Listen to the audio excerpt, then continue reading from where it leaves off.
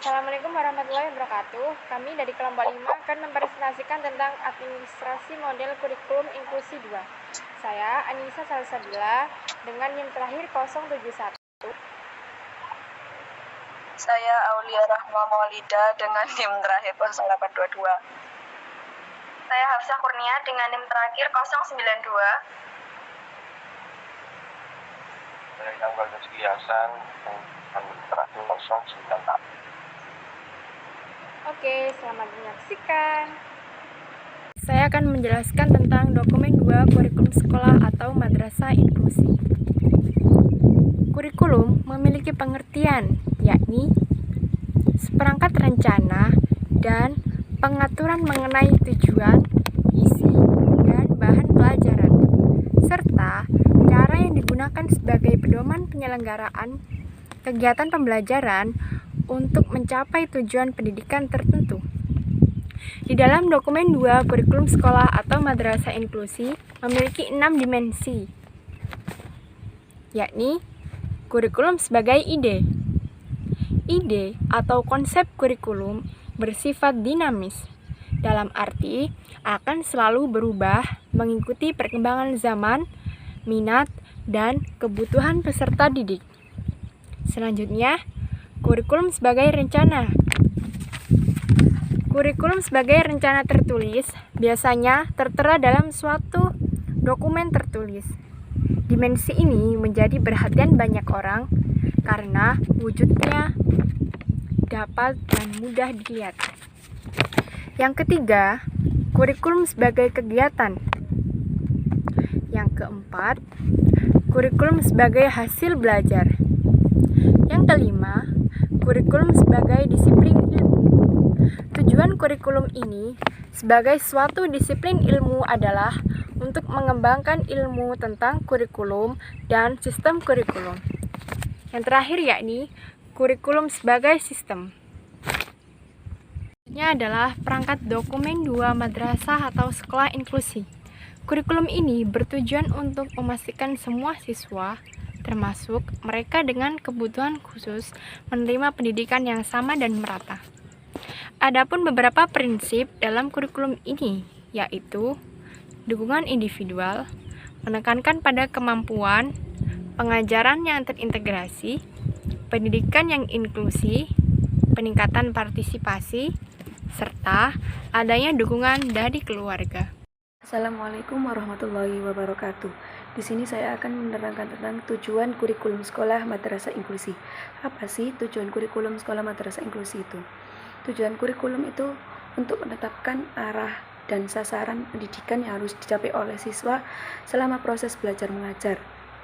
Tujuan kurikulum ini meliputi 3 tujuan, yaitu tujuan umum, tujuan khusus, tujuan kinerja. Tujuan umum kurikulum itu untuk menghasilkan individu yang cerdas, kreatif, inovatif, memiliki pengetahuan dan keterampilan yang memadai. Kayak contohnya itu meningkatkan kemampuan siswa untuk berpikir kritis sehingga dapat menghadapi tantangan untuk masa depan. Yang kedua, tujuan khusus kurikulum. Tujuan khusus kurikulum itu mencakup tujuan pengembangan intelektual, fisik, sosial, dan spiritual siswa. Kayak contohnya itu meningkatkan atau mengembangkan kemampuan siswa dalam berkomunikasi dengan menggunakan bahasa Inggris. Yang ketiga, tujuan kinerja kurikulum. Tujuan kinerja kurikulum itu untuk memastikan bahwa siswa dapat menguasai dan menerapkan pengetahuan dan keterampilan yang mereka pelajari dalam suatu kehidupan nyata. Kayak contohnya itu meningkatkan daya saing peserta didik di lingkungan masyarakat. Yang ketiga, metode pembelajaran kurikulum sekolah madrasah inklusi. Metode pembelajaran kurikulum sekolah inklusi itu ada 3, pembelajaran individual, pembelajaran kelompok, pembelajaran kelas. Yang pertama, pelajaran individual. Pembelajaran individual ini pada pembelajaran siswa akan diberikan bimbingan dan pengajaran secara khusus sesuai dengan kebutuhan mereka. Kayak contohnya tutoring yang dilakukan seseorang tutor atau guru privat yang memberikan pengajaran langsung kepada siswanya. Yang kedua, pembelajaran kelompok. pembelajaran kelompok ini siswa akan bekerja sama dalam kelompok kecil untuk memperoleh pengetahuan dan keterampilan. Nah, kayak contohnya diskusi kelompok, tugas kelompok yang dikerjakan secara berkelompok. Yang ketiga, pembelajaran kelas. Pada pembelajaran kelas ini, siswa dapat mendapatkan pembelajaran seperti pada umumnya dengan pembelajaran tambahan kayak contohnya PR yang dikerjakan, yang tugas rumah itu loh. Macam-macam dokumen 2 kurikulum sekolah madrasah inklusi. Yang pertama itu model kurikulum pada pendidikan inklusi itu dibagi menjadi 3, yaitu model kurikulum reguler dan modifikasi, model kurikulum PPI. Yang pertama itu model kurikulum reguler. Apa sih model kurikulum reguler itu? Model kurikulum reguler itu merupakan mengikut sertakan peserta didik yang berkebutuhan khusus untuk mengikuti kurikulum reguler sama seperti kawan-kawan lainnya yang di dalam kelas. Yang kedua itu model kurikulum reguler dan modifikasi. Apa sih yang model kurikulum reguler dan modifikasi itu? Model kurikulum reguler dan modifikasi itu yang dimodifikasi oleh guru pada strategi pembelajaran, jenis penilaian, maupun pada program tambahan lainnya, dengan tetap mengacu pada kebutuhan peserta didik yang berkebutuhan khusus. Yang ketiga itu model kurikulum PPI. Apa sih model kurikulum PPI itu? Model kurikulum PPI itu merupakan dipersiapkan guru program PPI yang dikembangkan bersama tim pengembang yang melibatkan guru kelas, guru pendidikan khusus, guru pendidikan khusus, kepala sekolah, orang tua, dan tenaga ahli lainnya terkait. Yang ketiga itu perbedaan dari model kurikulum pendidikan inklusi itu. Yang pertama itu model kurikulum reguler. Perbedaannya itu peserta didik yang berkebutuhan khusus mengikuti kurikulum reguler sama seperti teman-teman lainnya yang di dalam kelas yang sama. Yang kedua itu model kurikulum reguler dan modifikasi. Itu perbedaannya itu kurikulum reguler dimodifikasi oleh guru dengan mengacu pada kebutuhan siswa yang berkebutuhan khusus. Yang ketiga itu model kurikulum PPI. Perbedaannya itu kurikulum yang disesuaikan dengan kondisi peserta didik yang melibatkan berbagai pihak. Guru mempersiapkan program pembelajaran individu yang dikembangkan bersama tim pengembang kurikulum sekolah. Yang keempat itu keunggulan dan kelemahannya. Yang pertama model kurikulum reguler. Keunggulannya itu peserta didik berkebutuhan khusus dapat mengoptimalkan potensi yang dimilikinya.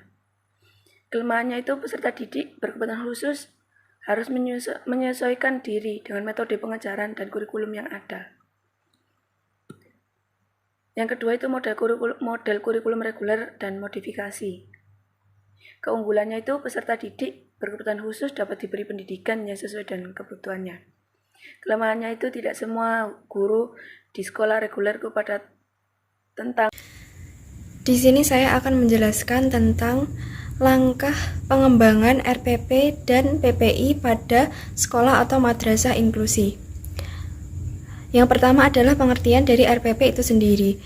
RPP adalah rencana pelaksanaan pembelajaran. Rencana yang menggambarkan prosedur dan pengorganisasian pembelajaran untuk mencapai satu kompetensi dasar yang ditetapkan dalam standar isi dan dijabarkan dalam silabus.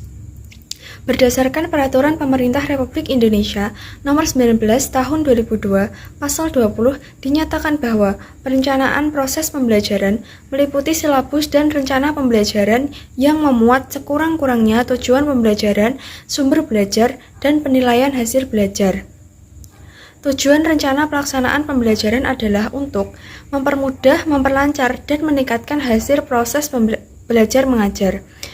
Selanjutnya, dengan menyusun rencana pembelajaran secara profesional, sistematis, dan berdaya guna, maka guru akan mampu melihat, mengamati, menganalisis, dan memprediksi program pembelajaran sebagai kerangka kerja yang logis dan terencana.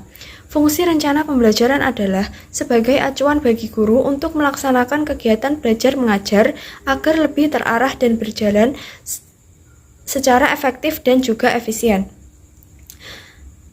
Selanjutnya, unsur-unsur yang diperhatikan dalam modifikasi RPP. Yang pertama, harus mengacu pada kompetensi dan kemampuan dasar yang harus dikuasai siswa, serta materi dan submateri pembelajaran, pengalaman belajar yang telah dikembangkan di dalam silabus. Selanjutnya menggunakan berbagai pendekatan yang sesuai dengan materi yang memberikan kecakapan hidup sesuai dengan permasalahan dan lingkungan sehari-hari. Selanjutnya menggunakan metode yang sesuai yang mendekatkan siswa dengan pengalaman langsung. Penilaian dengan sistem pengujian yang dikembangkan harus selaras dengan pengembangan silabus. Selanjutnya adalah prinsip-prinsip dari RPP. RPP pada dasarnya merupakan kurikulum mikro yang menggambarkan tujuan atau kompetensi, materi atau isi pembelajaran kegiatan belajar, dan alat evaluasi yang digunakan.